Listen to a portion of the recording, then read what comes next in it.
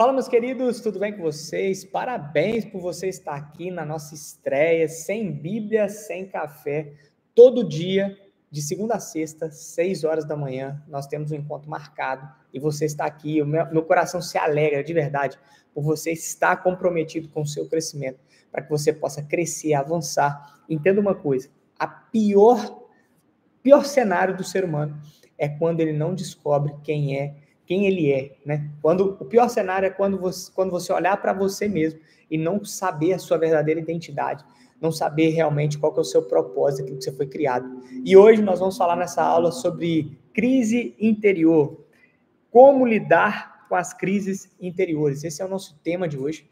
A gente vai falar sobre crise interior durante a semana toda. De segunda-feira até sexta-feira a gente vai bater nesse ponto. E na sexta-feira a gente vai fazer uma oração. E eu tenho certeza que essa oração ela vai te ajudar muito em algumas quebras de maldição. Nós vamos também orar em prol da sua casa, da sua família. Eu tenho certeza que vai ser um tempo maravilhoso que a gente vai estar junto aqui. No primeiro ponto que eu já quero trazer para você, a respeito de crise interior, como lidar com uma crise, né? Primeiramente, quando você olha para uma crise, por exemplo, financeira, crise emocional, qualquer tipo de crise que você vai enfrentar na sua vida, você precisa ativar a consciência. Então, pega papel, pega caneta, é interessante que eu falo isso com os meus alunos, né, do método CIP. Não adianta, eu estou aqui com vocês, eu estou com papel e caneta na mão, por quê? É muito importante você... eu sou o cara que estou dando a aula e eu já estou com papel e caneta na mão, por quê? Porque é muito importante você anotar, igual aqui agora, ó. Primeiro ponto, autoconsciência. Não tem como, autoconsciência, não tem como eu querer mudança, não tem como eu querer transformação se eu não tiver autoconsciência. Então, por exemplo, se eu estou passando por crise, eu preciso identificar imediatamente, tá ok? E a crise, entenda isso aqui, ela dá alguns sintomas, tá ok? Por exemplo, você tem dificuldade na aprendizagem, você fica estressado, ultimamente você tem ficado estressado, tem lido alguma coisa e não conseguido absorver nada, tem ficado impaciente com alguém, tem tomado atitudes de forma impulsiva. Então, a crise ela tem sintomas, né? Se você tem tido esses tipos de comportamento, saiba que você está passando por uma crise interior. Você precisa resolver, você precisa sanar isso. Por isso que a gente vai estar aqui durante essa semana para poder trazer clareza para você, tá bom? Então, eu quero trazer um versículo aqui que eu quero compartilhar com vocês, que está em Jeremias, capítulo de número 31. Jeremias, capítulo de número 31. Mentira. Antes de Jeremias 31, tem um outro versículo aqui que eu quero falar com vocês, que é 2 Coríntios. 2 Coríntios, capítulo 4, verso de número 16. 2 Coríntios 4, 16. Fala assim: por isso não desfalecemos, mas ainda que o nosso interior se corrompa, o interior, contudo, se renova dia após dia. Olha que interessante. A Bíblia, ela fala, né, que, contudo, né, o nosso corpo, ele vai se desfalecendo ao longo do tempo, né? É bem provável que quando você chegar com seus 80, 90, 100 anos, se Deus quiser, você vai perceber isso, que o seu corpo, ele vai se desfalecendo, né? Mas ele fala que o interior do homem, ele se renova dia após dia. Então, toda crise que é interior, na verdade, ela está indo contra a palavra, porque a palavra de Deus ela fala que o interior do homem vai fluir rios de água viva, o interior do homem se renova dia após dia. E por que você não está conseguindo trazer isso, né, dentro de você? Por que a palavra de Coríntios, por que a palavra de 2 Coríntios 4 não está sendo viva na sua vida? Eu quero pegar até uma outra versão aqui, ó, 2 Coríntios, capítulo 4, porque eu quero compartilhar com você, porque muitas vezes a gente lê numa versão, eu quero ler em outra também. Tá falando assim, ó. Por isso não desanimamos. Então, o que ele está querendo dizer? O outro está desfalecendo, correto? E esse aqui ele está falando, por isso não desanimamos, embora exteriormente estejamos desgastados, interiormente estamos sendo renovados dia após dia. Pois, olha o 17, os nossos sofrimentos leves e momentâneos estão produzindo para nós um peso de glória, uma glória eterna. Assim, fixamos os olhos não naquilo que vê, mas naquilo que não se vê, pois o que se vê é transitório, mas o que não se vê é eterno. A gente vai falar isso durante a semana toda, tá? 2 Coríntios, capítulo 4, verso 16 ao verso 18. É o nosso tema base da semana, tá ok? Olha que interessante. Ele fala no verso 16. Por isso não desanimamos. Por quê? O exterior ele pode se desgastar, mas o nosso interior tem que ser renovado dia após dia. Então, por isso que a gente está aqui, tá? Então, vamos lá. Anota aí. Esperança e restauração traz perdão e reconciliação. Essa palavra é muito forte, tá? Por que, Ícaro? Porque quando você tem um coração esperançoso naquilo que Deus tem para fazer na sua vida, nos projetos, nos planos, tudo aquilo que Deus vai fazer na sua vida, se você tem uma mente blindada para esperança. O que é isso, Ica? O que é esperança? A esperança é quando você espera algo de alguém que possa fazer, né? Deus é a nossa verdadeira esperança, Jesus é a nossa verdadeira esperança. Ícaro, e o que é a perseverança? É quando eu persevero com fé, é quando eu tenho a esperança envolvida na fé, tá ok? Então aí eu persevero. Então a esperança e a restauração traz perdão e reconciliação. Muitas das vezes você não sabe por que muitas das coisas não acontecem na sua vida, ou você está passando por uma crise, porque muitas vezes falta perdão, falta reconciliação, falta você reconciliar com alguém, falta você pedir perdão para alguém, e isso vai te moendo, tá ok? Talvez você entrou nessa crise interior justamente por isso.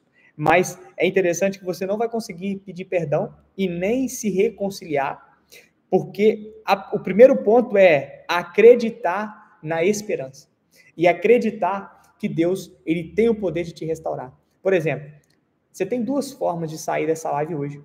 Você vai tomar o seu café, né? E você pode sair dessa live aqui com o coração cheio de esperança, alegre, contente, sabendo que virá dias melhores, sabendo que Deus é aquele que está com você no seu dia de angústia, sabendo que Deus é aquele que está com você nos dias maus, sabendo que Ele é a verdadeira esperança, e também você pode sair daqui com o coração restaurado, já passando por um processo, ou você pode sair daqui e falar assim, esse negócio não adianta nada não, ou você já entra num viés de trabalho, correria do dia a dia, e você não acaba fazendo o quê? A sua principal coisa, que é ter um tempo para você, ter um tempo de qualidade para você, fazer uma atividade física, fazer aquilo que o seu coração anseia, aquilo que você gosta, para benefício do seu corpo, tá ok? Então, pontos bases de hoje, tá? Para a gente poder encerrar, vai ser bem rápido, é um cafezinho que eu quero tomar com você logo pela manhã e depois eu quero que você faça suas atividades, tá bom? Como lidar com as crises interior? Saiba que, primeiro ponto, o seu interior ele tem que ser renovado dia após dia. E a gente vê isso, sabe aonde? Lá em Jeremias 31, ele fala assim, ó, eles virão cantando de alegria, ficarão radiantes de alegria pelos muitos bens dados pelo Senhor. E aqui, né, Deus ele está trazendo aqui uma palavra, né, de esperança e de restauração para o povo de Israel. Lá em Jeremias, capítulo de número 31, verso 12 e 13, tá ok? Lá, Deus ele já estava trazendo o quê? Uma palavra de restauração e de esperança. Eles virão cantando de alegria. Quem que vai vir? É o povo tem que vir com o coração alegre, com o coração, se você acorda, sabe, de manhã com o coração alegre, cheio de alegria, eles ficarão radiantes de alegria pelos muitos bens dados pelo Senhor, querido.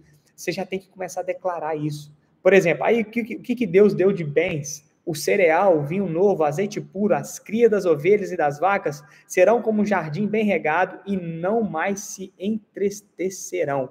Ícaro, vamos trazer aqui um viés mais espiritual. O que é isso? Quais são os bens dados pelo Senhor? O cereal, ele remete ao corpo. O vinho novo, ele remete à alma. Falar nisso, se você não adquiriu o meu livro, compra o meu livro, o melhor vinho, tenho certeza que você vai ser muito abençoado por esse livro, tá? Começa agora uma mudança de mentalidade, querido. Hoje é o seu dia de mudar sua mentalidade e começar seu crescimento. Cereal remete ao corpo, vinho novo remete à alma e o azeite puro remete ao espírito. Olha o que ele está querendo dizer. Vamos trazer para o espiritual? Porque aqui é uma promessa de restauração e de esperança para o povo de Israel. Mas vamos trazer para os dias de hoje. Um azeite fresco aqui, um óleo fresco descendo sobre sua cabeça aí agora, ó. É uma revelação do Espírito Santo. O cereal é o corpo, o vinho é a alma, o azeite puro é o espírito, a cria das ovelhas e das vacas é a prosperidade, é a riqueza, e um jardim bem regado é o seu coração, querido. e nunca mais você se entristecerá. Ícaro, ficar triste é de Deus? Não. A gente fica porque a gente passa por crise, entendeu? Toda vez que a gente estiver passando por uma crise interior, a gente vai achar e vai ficar triste por muitas coisas que, na verdade, não era nem para ficar, né? Então, o que ele está querendo dizer? Você jamais se entristecerá se você entender que o seu corpo, a sua alma, o seu espírito, a prosperidade, a riqueza, se isso tudo tiver alinhado com você, se o seu corpo, a sua alma, o seu espírito tiver alinhado com um propósito maior, se você conseguir adquirir, né, e ter uma mentalidade de prosperidade, você será como um jardim bem regado, que é o quê? É um coração jardim. Gente, toda vez que você olhar a palavra jardim na Bíblia, ela pode possivelmente estar remetendo ao quê? Ao coração. Jardim bem regado, olha que maravilhoso isso. O que é um jardim bem regado? É quando o seu coração não tem impureza, é quando o seu coração é puro, é quando o seu coração está livre de mazelas, livre de ofensas, livre de amargura, de tristeza. Por quê, Ícaro? Porque a esperança e a restauração vai trazer perdão e reconciliação. Essa é a palavra de hoje, tá? Esperança e restauração traz o quê? Perdão e reconciliação. Cara, essa palavra para mim ela é muito forte, porque uma vez que eu tenho os olhos na esperança e numa restauração, uma restauração física, uma restauração emocional, uma restauração espiritual, vai sim ter consigo o perdão e a reconciliação, que isso vai ser também, né, matéria das próximas aulas aí que a gente vai ter aqui, nesses próximos encontros que a gente vai ter até sexta-feira, tá ok? Então, eu espero que só nesse momento aqui, você já começa a ter clareza, tá? Primeira aula, primeiro momento que a gente teve junto, fiquei muito feliz de verdade de ter você aqui. Eu tenho certeza que vai ser um tempo de crescimento para a sua vida, é um tempo novo. Eu quero que você comece agora a mudar os seus hábitos, comece se você não tem tanto contato com seus filhos, comece a ter o contato com seus filhos. Se você está um pouco, né, afastado da espiritualidade, comece a se envolver mais na parte espiritual. Se você estava com o seu emocional também abalado, comece agora a se fortalecer, porque agora é um tempo novo que é chegado na sua vida. Eu vou estar aqui. Lembra sempre, não pode tomar café antes de assistir essa aula, tá? Então, você vai tomar o café você vai assistir a aula e depois você vai tomar o seu café. Então, faça a aula todo dia, de segunda a sexta, aí no sábado e domingo é com você, faça as aulas, esteja comigo, e aí sim você pode tomar o seu café em paz. Então, sem Bíblia, sem café. Se você já tomou, se você já mergulhou aqui, ó, já comeu, já se alimentou da palavra, agora você pode tomar o seu café. Tamo junto,